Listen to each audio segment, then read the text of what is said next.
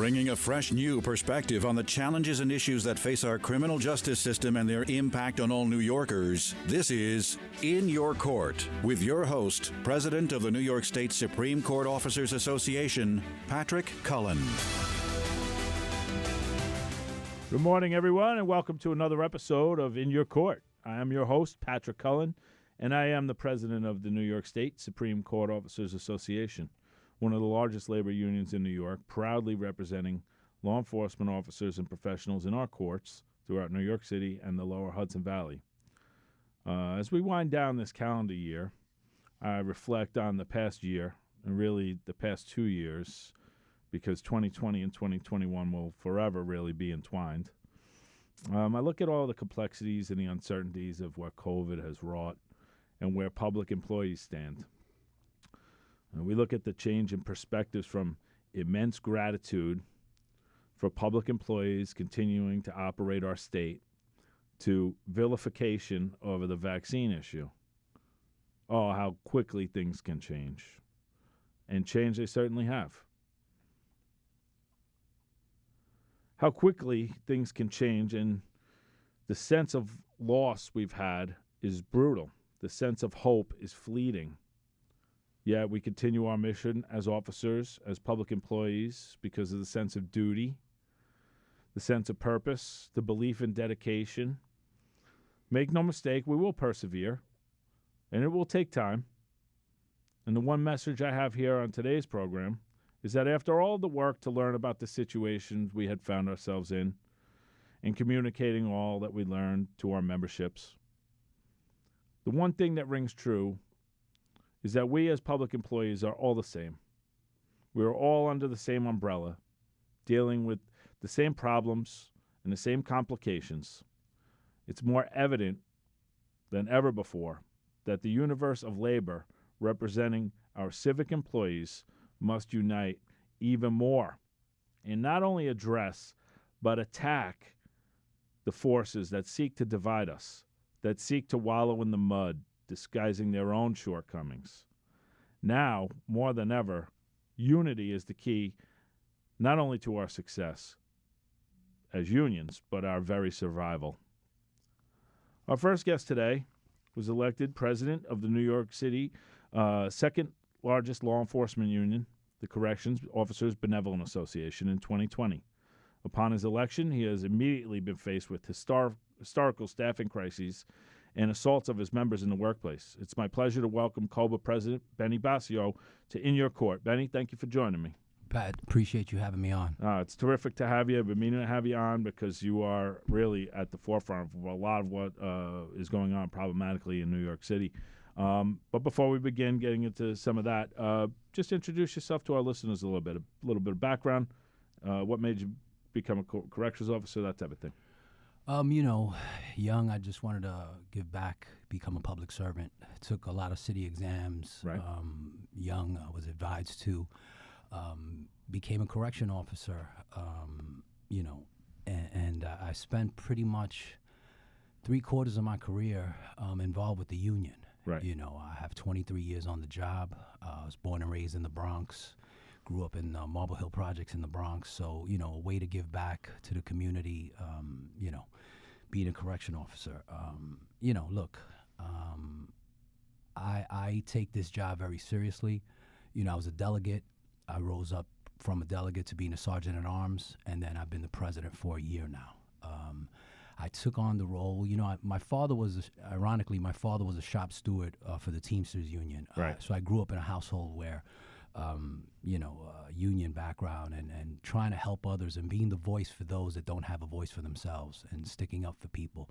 So, being brought up in that home, I guess it was my calling. Honestly, I didn't think about being a union representative when I became a correction officer. Right.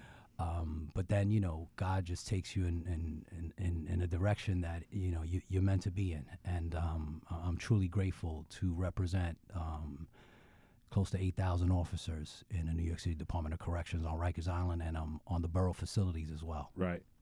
It's there's something in the water in the Bronx, first of all. Everybody that comes through the program, you would think I plan it, that, like myself, being from the Bronx, that many of our guests at least have stopped in the Bronx. But there's something in the water there. I don't know if it's the union representation or the commitment to service and that type of thing. But I'm proud to have another brother from the Bronx on my program today. And to be upfront, Benny and I actually were assigned to the same facility, myself in the court end of things, him in the correction end of things, for quite a few years up in the Bronx as well. So yeah, that's where I was a delegate in the Bronx courts. Absolutely. Yeah. So it's great to have you and great to see you doing great things. Nice that we both rose up. No question. From there. It's beautiful. And so I mean, your story is the same as so many people. Listen, we're New York's a struggle, and if we're not helping our coworkers, our friends, neighbors, brothers and sisters get through it, what are we really doing? And that's what, got me involved, is how can I make a difference? Instead of complaining, I'm going to be the person who tries to make the difference. And I think I've been successful in doing it, and I know you have. So, look, every time you pick up a paper or turn on TV lately, there's a story about the chaos in our city's jails, right? Take us beyond the headlines, though. Explain to our listeners how this whole crisis got started and who's really responsible.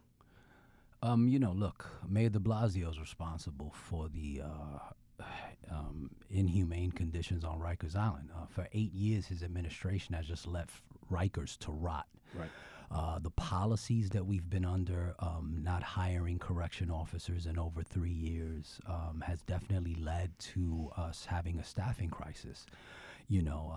These policies just have us handcuffed to do our jobs. It seems like the inmates have all the rights and correction officers no longer have any rights. We can't defend ourselves. We're written up for using force.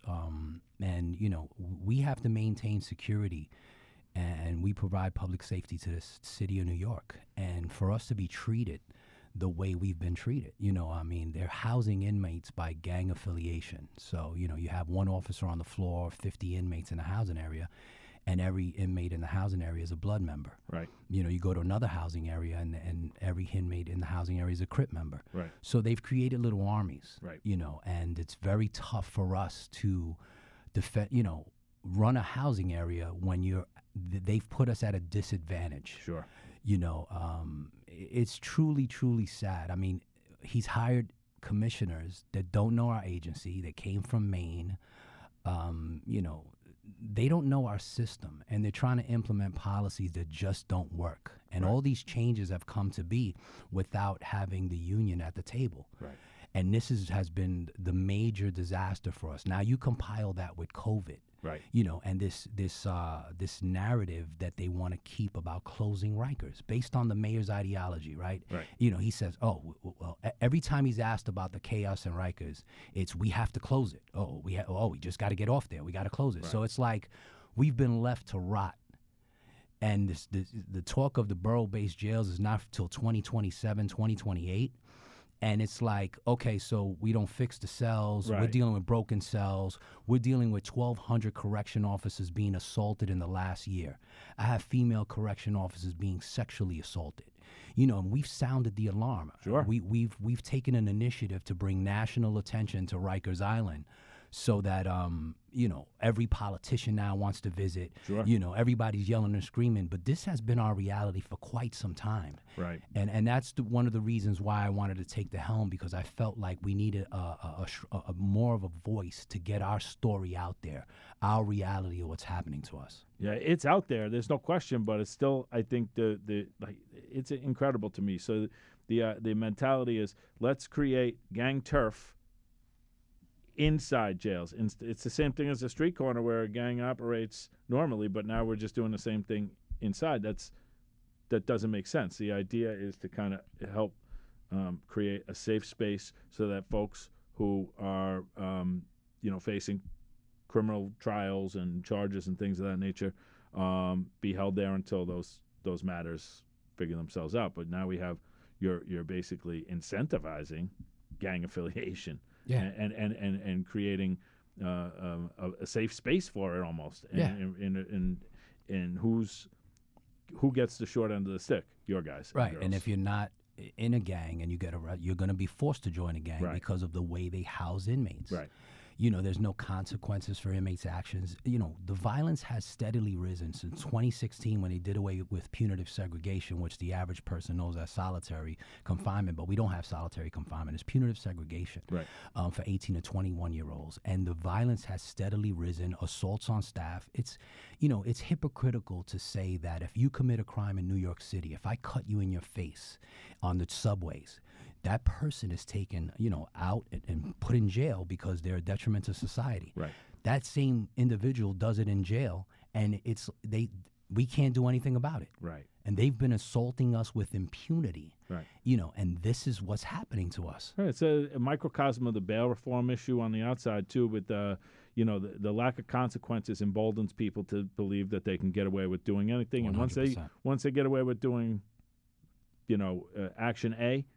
Action B is a little worse, and we'll push the envelope. That's human nature, and so it's really a microcosm of that.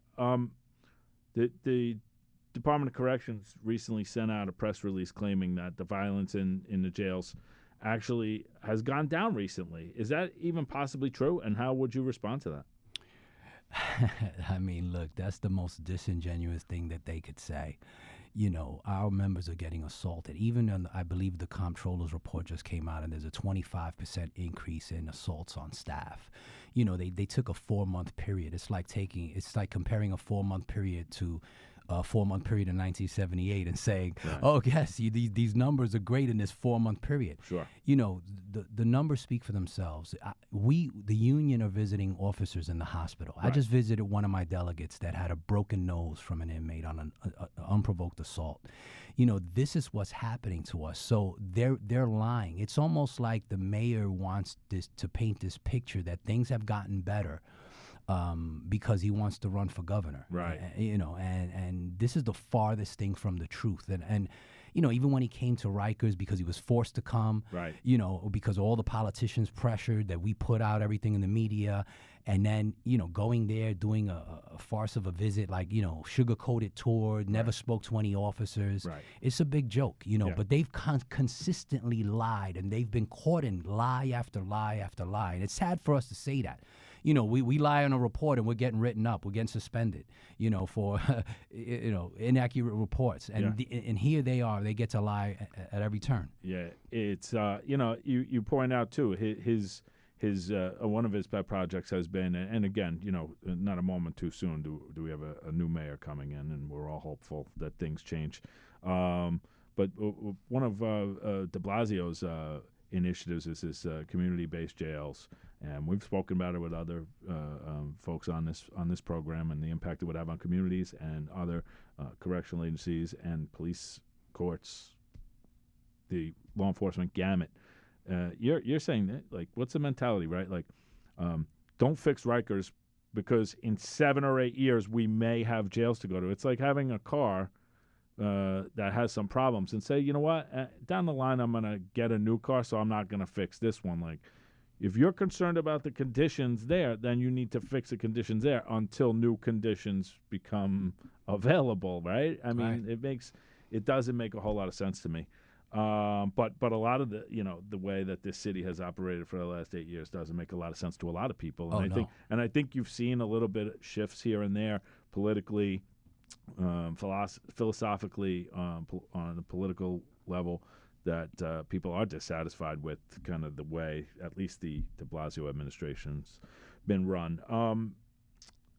The Department of Corrections also said that your members, correctional officers, are abusing sick leave, and that in doing so, they're hurting their fellow officers. What do you respond to that? That's a big joke. Yeah. I mean, it's actually not a joke. It's sad that they would say that when a commissioner comes in. And the first thing he does is say that we're feigning illness, that we're out sick, and not knowing what's going on. It's because he has no answers to the no solutions to the problems that we're facing. So now, once again, scapegoat us. Mm-hmm. The reality is that as a law enforcement officer, that we can't do our jobs unless we're 100%. Now, you're behind the gate with 50 gang members, highly assaultive, facing huge felony crimes. And, we're getting hurt. 1,200 correction officers assaulted in a year. I'm like I just spoke about my delegate, broken nose, broken eye socket, broken arms. These are major injuries that officers have to recover from. Sure. And when you don't hire in 3 years, we compile that with a pandemic, people, recovering from long-term effects of COVID. This is what is happening. And, a lot of people use corrections that want to get in, to the law enforcement. They take all the exams, court officer, police officer. And if corrections calls them first, and then they really want to be an NYPD officer, when those exams open up and they call them, they jump ship. Right. And they go to other agencies. So not hiring in 3 years, making our situation so unsafe for us. We've had 1,600 resignations since January of 2019. That's unheard of. That's incredible. It's like, we want to close it. Let's just make it so inhumane for them where they voluntarily leave the job. And this is where we're at. Man. Yeah, it's a disgusting way to treat people, especially people who, by the way, have basically signed up for their professional life to spend a third of their life in jail, right? I mean, that's what you guys do. You sign up to say, for my working life, I'm going to spend a third of my life in jail. And that takes a special kind of person. But when people see what you guys are putting out, and you see, and I've seen horrendous photos of some of your members with, lacerations on their head the size of like golf balls, things that obviously I don't have to tell you, but I'm trying to explain to the listeners, like, we're not talking about, we're not talking about when you're calling sick if you're an accountant. We're talking about you're stitched up. You have broken bones. These are not, ankle twists we're talking about here. We're talking about severe, violent injuries. So, this whole line of back and forth between us here leads to, another situation that came up a couple weeks ago, or about a month ago. Our union, along with many other law enforcement unions, came to COBRA's defense very recently when the mayor attempted to skirt anti-privatization law and hire a private security firm to fill, I think, about 150 posts on the perimeter of Rikers. Talk about the brazen attempt the mayor took in seeking to privatize legally protected civil service positions and what effect that would have on your union. Oh, man. Look, we have an anti-privatization law in place that Governor Pataki signed in about 2002, I believe. And thank you for your letter of support and the other law enforcement unions throughout the city that helped us when we needed help, because, this is how bad it got, where they were trying to privatize us. And the pressure that was put on these security companies caused them to back away from the contract. The first one we got to speak to, and as you know, a lot of security firms hire retired law enforcement. Sure. So we put the message out there, don't take this job because they're looking to take our jobs right. here. As union members, anybody that knows, and through the fight, through the unity of all the unions that helped, we were able to stop stop them from privatizing our jobs, which is the beginning of, today it's us, tomorrow it's you guys, this thing could spiral out of control, and then they'll privatize our jobs. No question. And I think the effect it would have on all unions is profound, not even just uniform, but even, some of the civil service trades. So if you start to back away from labor and all that comes with it, and people have their problems with organized labor, but at the end of the day, you have a better shot in a union than you have one without. 100%. And always have, by the way. But, among the very few shields that we have as organized labor is that the work we do is exclusive and protected by law. And that's sacrosanct. That's one of those things that cannot be taken away. And the minute it gets threatened, we're there for you, because we expect everybody would be there for us in the same situation. That, of course, man. Of course. It goes without saying. You filed a lawsuit this week. I mean, this is kind of like a litany of a timeline of what you have been up against, and in your first year in office. Yeah, I mean, it's like the perfect storm. But you're addressing it with all the right strategies. You filed a lawsuit this week to address the city's self-created staffing problems, and you're seeking to halt 12-hour tours for 5 consecutive days a week for your members, and return members who were placed on leave as a result of the mandate. To the extent you're permitted to, Can you elaborate on this issue and this legal action? I mean, this arbitrary vax deadline for us, we're in a staffing crisis, and the reality is that we had officers working triple shifts, and now you just mandate us for 12 hours. We're trying to get that stopped, because we're different, right? We're different in the sense of the other city agencies, that we're dealing with a staffing crisis that the mayor created. It's all these hours of work is like slave labor. It's like modern day slavery. Unfortunately, that's how the mayor has us. His neglect. So trying to stop the vaccine mandate, right? In the sense where, when I said we were different, it's because they gave us an additional month than anybody else because of the staffing crisis, right? Right. And well, guess what? A month later, the staffing crisis was worse because we just got, for the first time, we were promised 600 recruits in October, and we only got less than 100. 90 recruits are in the academy now to graduate in January. Doesn't even put a dent. In the last 2 months, we lost 200 officers. Right. So part of the lawsuit is, to get them to understand that, right? Go back to the testing. Get our leave without pay officers, which we're told about 600 or 700 have been put out leave without pay. Get them back. And this is, because come on, anytime the mayor does an executive order, then that means that they can circumvent our collective bargaining agreement on an emergency that he created. Right. And this is not about an absenteeism thing. This is about the mandate. And he even hid behind that if you read the emergency order. So this is the premise. This is our way to fight back because, look, we're the backbone. Unions are the backbone of this city. No question. And when COVID hit us, we answered the call. For essential first responders, we came to work every day. We got sick. We put our lives on the line. And this is the way that this mayor has treated us. Yeah. Like I said, it's like modern day slavery on Rikers Island, what he's done to us. And the tables really turned, I think, when you start to talk about how rights have been granted to, kind of the folks who haven't earned them. And you have people who are brave enough to go to work every day during a pandemic, dealing with, some of the worst things that we see in society, and there's no reward. And so how do you even recruit new people to jobs like yours, jobs like mine, jobs like the NYPD and other police departments? It's impossible because you're not incentivizing. And why the hell would I want to do that? Right. And we didn't commit a crime to end up on Rikers Island. Yeah. We took on a career. We took on our career to protect our city. You couldn't really say it better than that. We didn't commit a crime, but you're being treated in a lot of ways like that. Yeah, like you did.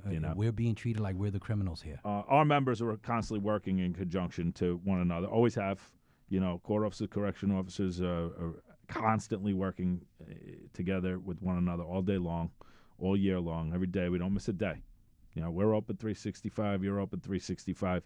Hopefully our relationship and our common goals can begin to address some of the issues we've dealt with together, specifically like a place like Manhattan Supreme Court, where the facility itself is archaic, the court building itself.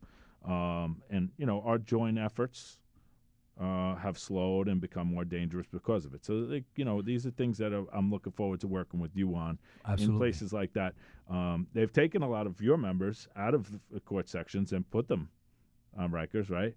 What does that do then? That slows down the court. 100%. And it makes it less safe, and not as many people who are supposed to be there for hearing or trial are there.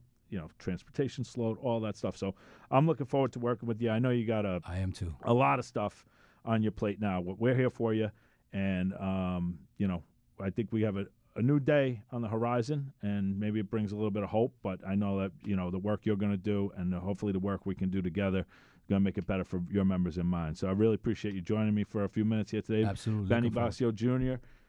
Thanks again, Pat. COBA president. We wish you the best of luck, and Merry Christmas as well. In Your Court, we'll be right back after this. Welcome back to In Your Court with your host, Patrick Cullen, president of the New York State Supreme Court Officers Association. Welcome back to In Your Court. Our next guest was first elected to the New York City City Council in 2015. He represents the 51st District on Staten Island. He is the council minority leader and just added 2 seats, actually, after November's election. It's a pleasure to welcome back City Council member Joe Borelli to In Your Court. Councilman, how are you? I'm doing great. Like you said, we added to our minority 2 more seats. We got 2 more people who actually won their elections on the Republican line. So it's a brighter day for Republicans than it was a year ago. Yeah, we talk about there's a lot to talk about with you. And so the election results, you picked up the 2 seats, and you've formed a voting bloc, I believe, with Councilman Holden, composed moderate Democrats even, I think, involved. And how will that dynamic play out as far as, the race for city council speaker is concerned? And, how do you see that heading? If you think about the political spectrum in New York City, you really have to think of it as a 3-party system where, the Democratic Party proper is sort of in the middle to some degree.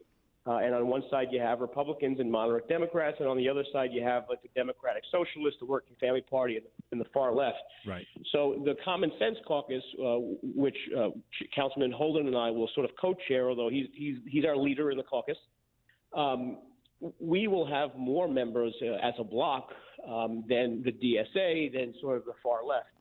And when you really look at the election results citywide from all of these council districts, you see that the DSA and the far left, did take a pretty significant spanking, and they're going to be less of a factor than they were.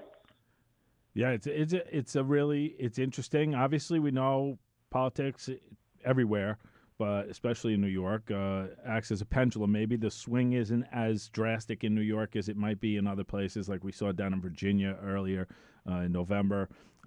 Places like that, a little bit more a different type of politics. But what do you, I think we know, but what's your take on the kind of push away from this, the severe progressivism and the, almost fanatical socialist agenda?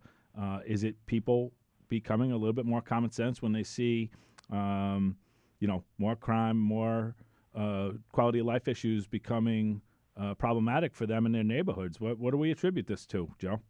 People saw and they spoke, and like you said, they voted. So I think number one is folks should be a little bit optimistic. It's almost impossible not to be optimistic after a decade of Andrew Cuomo and 8 years of Bill de Blasio to not sort of see the sun rising on the other end. And I say that with the full knowledge that I'll fight with Mayor Eric Adams and we'll disagree on half a dozen other things. But I think his vision for public safety in New York City is more in line with what the actual public wants than what Bill de Blasio and the far left wants.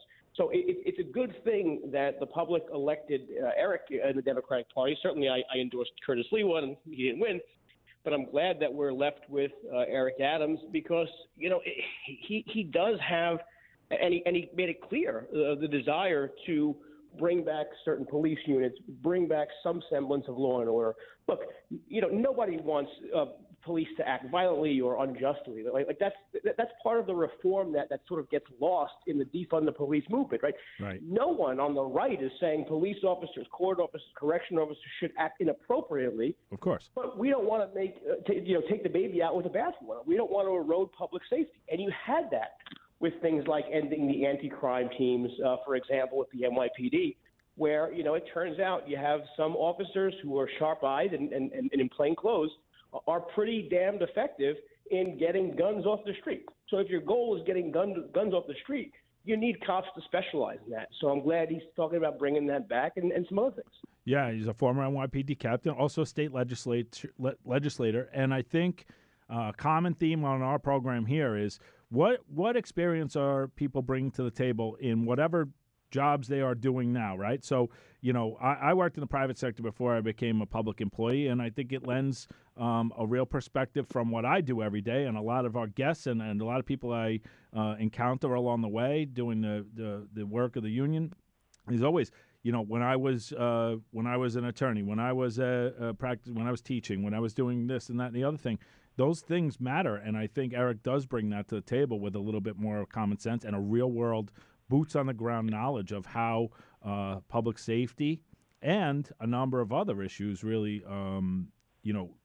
come together and to try and recover from everything that we've been through, the pandemic, the COVID pandemic, but also the De Blasio disaster. Yeah, it's one way to phrase it. The De Blasio pandemic was a pandemic in and of itself, and I mean, his parting shots going out the door are just unimaginable, with ending gifting and talented programs, allowing heroin shooting galleries, next to schools. Not even the fact that we're going to have these in the first place, but to put them in places where you have residences and schools and daycare centers is absolutely absurd. I mean, so I'm just glad that his ride into the sunset is coming fairly soon, and I wish him all the luck in the world, as long as he's not the mayor or governor of New York. Yeah, well, that's the one caveat here, right? This is a guy who knows no other career other than being a political operative, and somehow ascended to really, as they say, the second hardest job in the country, being the mayor of New York City, and now is exploring other options. I mean, I think it goes down, crashes and burns as his presidential aspirations did, but we have to still be on the lookout on the defense for a potential governor, Bill de Blasio. I don't see it happening, but we always have to be aware. No, it's like people in Schenectady didn't have newspapers and could not read about the real bang-up job he did here in New York City. Yeah. Or as though some people in Utica are just begging for the type of government we had here. I mean, it's absurd, and he'll lose tremendously, and we can all have a chuckle about it. Yeah. But, you're right. I mean, we have to remember there was a time when he was pretty far behind in the polls for mayor, and somehow he pulled that off. Yeah, and still scratch my head over it, but it happened, and now we're bidding adieu and looking forward to, we'll see what happens. The hopes and expectations for the Adams administration, I think, are, I don't want to say they're tremendous. This isn't some the hero coming in on the horse to save the day. I think things, aren't going to just change overnight. Governing this city is difficult. You know it, firsthand. Give me one idea of where maybe, other than public safety, Eric will be really effective as a mayor. Well, I hope he takes up property tax reform. This is something that the mayor, this current mayor, actually started but didn't finish. He didn't finish it because he had no political capital in Albany. He had no allies in Albany. So he really couldn't do it, even though maybe his intentions were in the right place. I hope Eric Adams picks that mantle up, because people where I live in Staten Island, Queens, elsewhere in the city, we can't afford to live here if our property taxes end up being the same as they are in New Jersey or Nassau or Suffolk County, on top of the income tax we already pay. So I'm hoping he sees that as a real issue, and sort of ultimately the broader economic vitality of New York City, and restoring people to their offices, restoring common sense business solutions and things like that.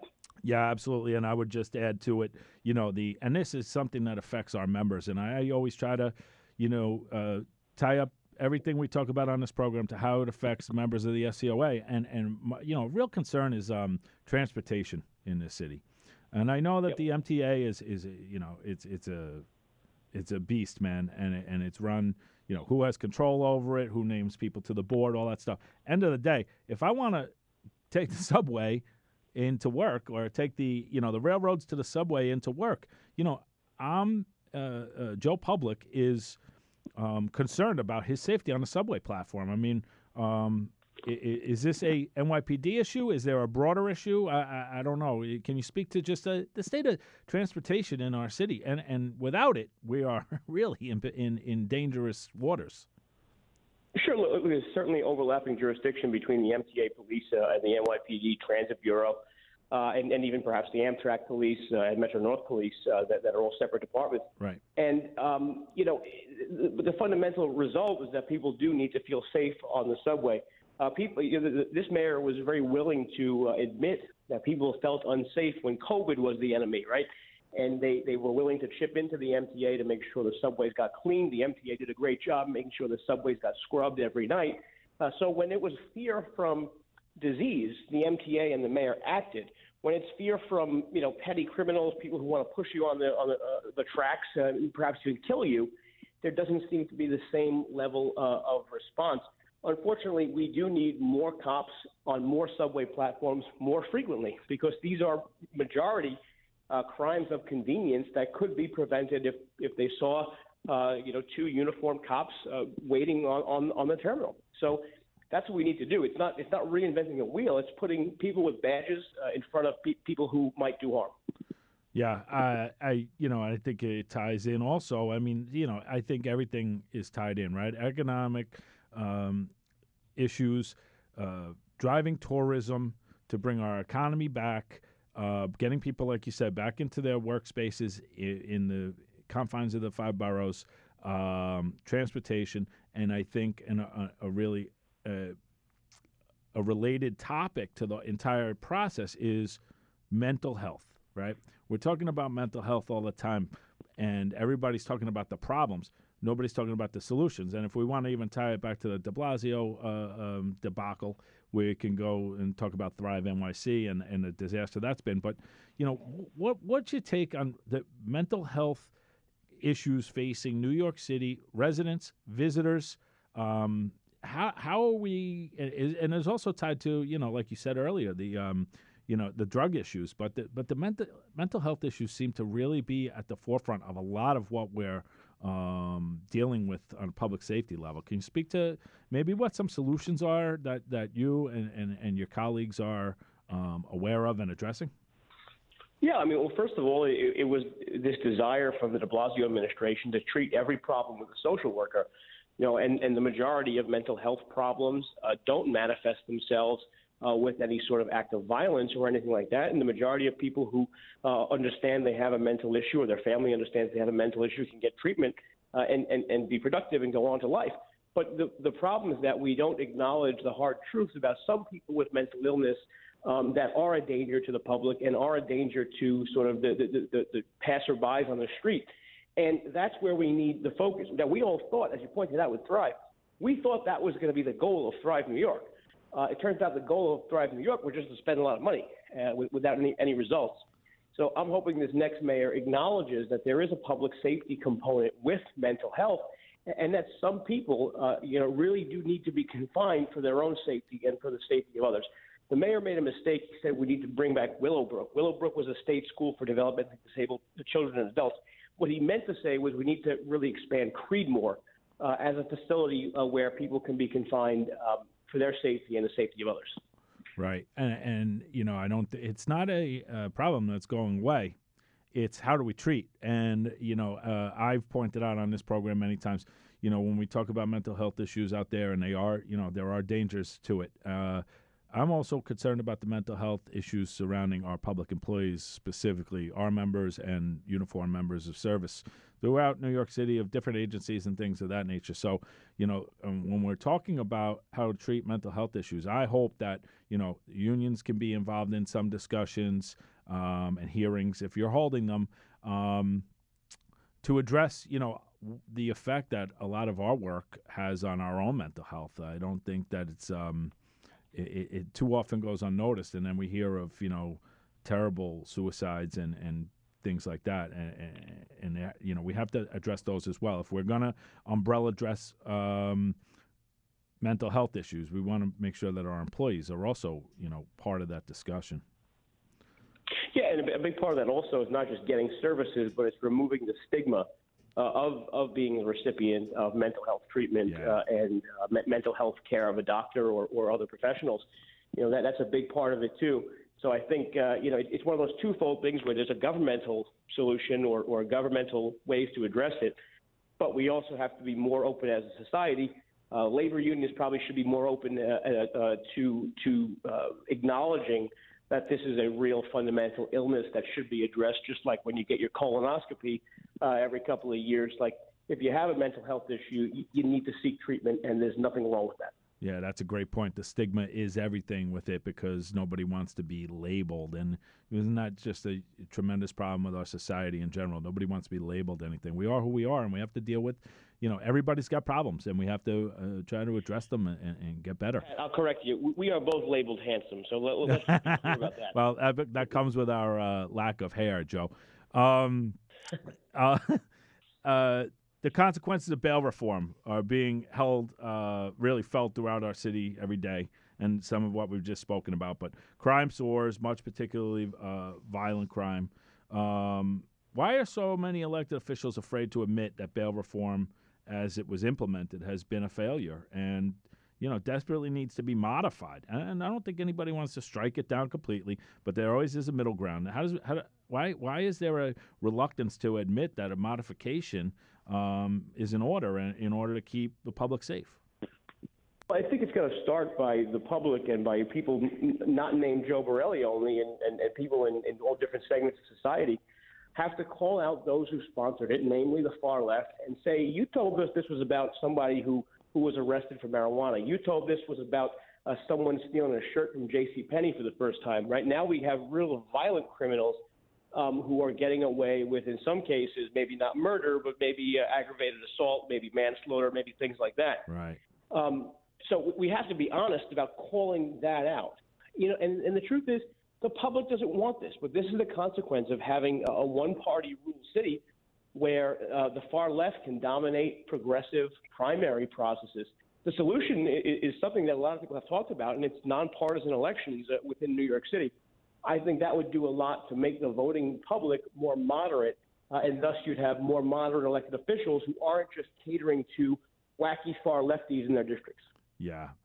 And I guess it's just, it's always the rush to and I've said this before, but it's the rush to, quickly tweet out or put on Instagram your accomplishments without thinking them through. And a lot of the bail reform issues and a lot of other legislative priorities that, especially in the last couple of years, have been accomplished, especially with the supermajority in the state Senate and things like that, is more like to garner, a slap on the back instead of saying, let's figure this out. Another initiative there, bail reform, where nobody who holds a stake in the issue was really ever brought to the table, with the exception of maybe some hearings and advocacy groups and things like that, but nobody from the uniform side was ever really brought to the table on it, and that doesn't make sense to me. No, or even more to the point, no one from the victim side of things. Victim rights groups don't have the same funding. They don't have the same platforms in media. They don't have all the same things that sort of criminal justice advocates have in terms of getting their message out there. So you only hear one side of the story. You don't hear about the person who was assaulted by a person out on unnecessarily low or non-existent bail. You don't hear the person who gets repeatedly robbed by the same person who comes into the retail store day in and day out and steals, not just food for their own selves. They're stealing Gucci sneakers and whatnot. So we need to be more cognizant. And perhaps it falls on me, as I'm not doing a great enough job of getting the messages of the victims out there. No, I think you are one of the few people who is talking about thinking about it and talking about it and getting it out on your platforms. And so, that's why I did bring it up to you, because it's something that, if you're not aware that the bail reform legislation has been a failure and is causing a lot of problems, then you have your head in the sand. But look, on the criminal justice system side of things too, like, as you know, the city's jails are in chaos, and the Mayor de Blasio forced corrections officers assigned at our courts to work at Rikers, right? So with that, it brings the crisis right to the steps of our courthouses. With fewer correction personnel at court, the less we could transfer custody of those detainees standing trial in our courts, and the entire mess conflagrates the crisis, and eventually the entire criminal justice process essentially comes to a halt. What are some of your thoughts on that, on the jail situation, how it relates to the courts, and how do we get out of that? No, I think you're right. I mean, the broader criminal justice system is suffering from a shortfall of uniformed police officers of a number of different capacities, whether they be correction officers, court officers, or police officers themselves. Because you have, as you pointed out, an example on Rikers Island where now the mayor is trying to supplement his lack of correction officers there with regular security guards who are going to be doing some perimeter details and security checkpoint work that used to be for correction officers. He's also trying to get the NYPD, who's already short-staffed, to supplement some of the work on Rikers Island. So it's incredible that this really didn't need to happen. I mean, they could have hired classes. They could have focused more on retention. They could not make the work of correction officers particularly so violent and so unappreciated that people decide to quit or leave or go somewhere else. Right. And when you say, people are literally resigning and looking for work outside of the public sector because it has gotten so bad, but then you have to then shine the light on, can you then recruit people to jobs where they turn around and go, why would anybody want to do this? What are the benefits of this? There used to be a lot of benefits, and a lot of them have been stripped away. Most essentially, your own safety at work, which is something that people have a reasonable expectation they're going to be safe at work when you are a uniformed officer. And then on top of that, you got to factor in just the general degradation of living in New York City and the broader metropolitan area, where people are just realizing their salaries aren't going as far, things are not getting better, and you're losing people just for the sake of getting the heck out. Yeah. We're talking with Councilman Joe Borelli on a number of topics, specifically public safety, and how it relates to really everybody, residents of all 5 boroughs, and with the work we do in the courts, and how it's affected by some of the really terrible decisions and policies that have come down over the last, especially the last few years.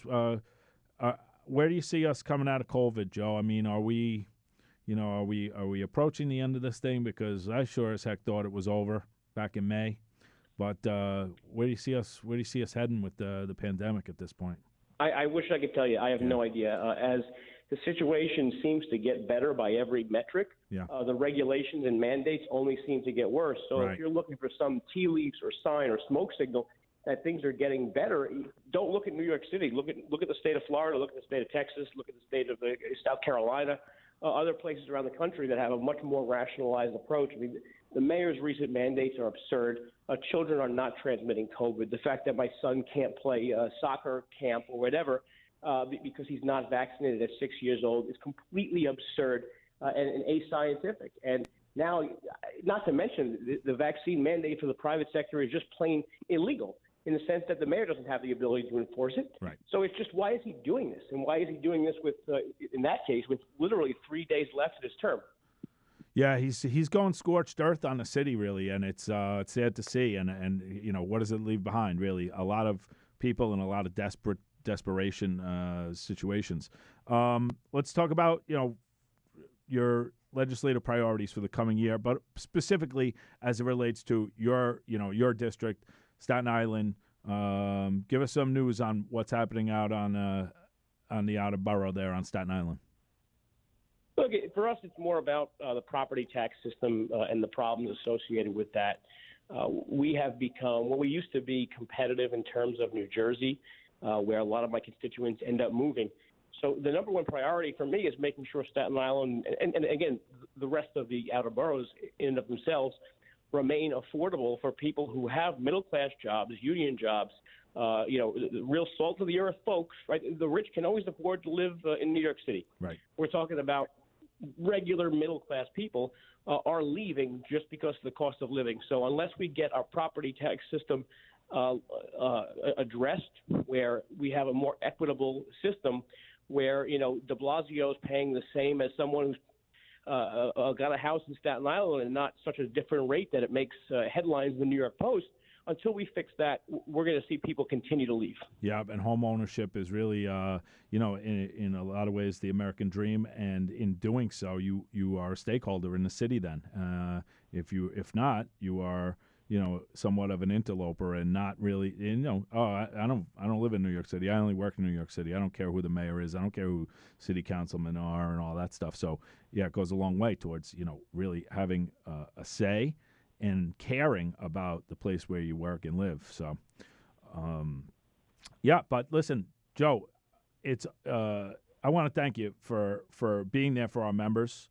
It's always great to know who the elected officials are that you can rely on. It's a rarity in this day and age. And I just want to thank you for coming on the program. I want to wish you and your family all the best this Christmas season. Absolutely, guys. You guys have a great holiday as well. To all your members. And don't forget, you promised me the golf outing next year, so I can't wait to be on your team. Yes. And we're going to take some trophies home. Yes, your appearance at our annual charity golf outing was tremendous, and look forward to having you there again as we raise money for college scholarships for our members' children. It's amazing that you were there, and I look forward to doing it again. Have a great Christmas, Joe. Sounds good. Thank you. All right. And that'll do it for another go-round of In Your Court. We air here on AM 970 The Answer on Saturdays, 8 a.m., and Sundays at noon. For more information about our organization, check out nysscoa.org. And thanks as always for listening. We'll talk to you next time. In Your Court.